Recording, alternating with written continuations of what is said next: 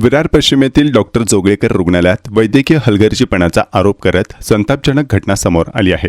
7 महिन्यांची गर्भवती असलेल्या महिलेच्या पोटातील नवजात बालक प्रसूतीदरम्यान थेट जमिनीवर पडल्याचा गंभीर प्रकार समोर आला आहे।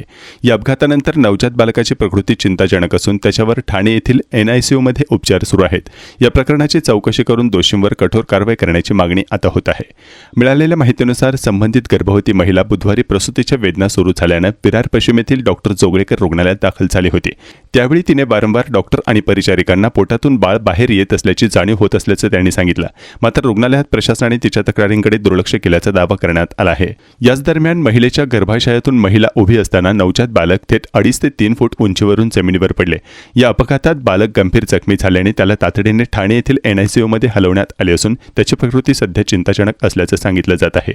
या घटनेनंतर नातेवाईकांनी रुग्णालय प्रशासनाच्या विरोधात तीव्र संताप व्यक्त केला असून या प्रकरणात वैद्यकीय हलगर्जीपणा झाला असल्यास संबंधित डॉक्टर आणि जबाबदार कर्मचाऱ्यांवर कठोर कारवाई करण्यात यावी अशी मागणी केली आहे। दरम्यान या रुग्णालयाचे डॉक्टर जोगळेकर यांना या प्रकरणाबाबत विचारणा करायचा प्रयत्न केला असता त्यांनी माध्यम प्रतिनिधींशी भेटणे टाळले। त्यामुळे या प्रकरणाची पालिका आरोग्य विभागाने गंभीर दखल घ्यावी अशी मागणी होत आहे।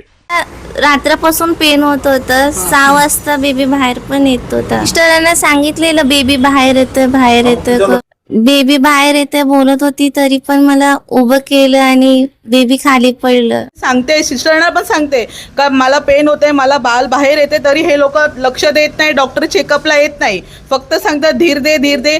तिला जेव्हा डिलिव्हरीला आतमध्ये घेऊन जात आहे ती सांगते का बाळ एकदम खालती येते, तिला व्हीलचेअर नाही, स्ट्रेचर नाही, काही नाही। बाळ शेवटी दरवाजामध्ये पडलं आणि तिचे असे पाय बनतायत।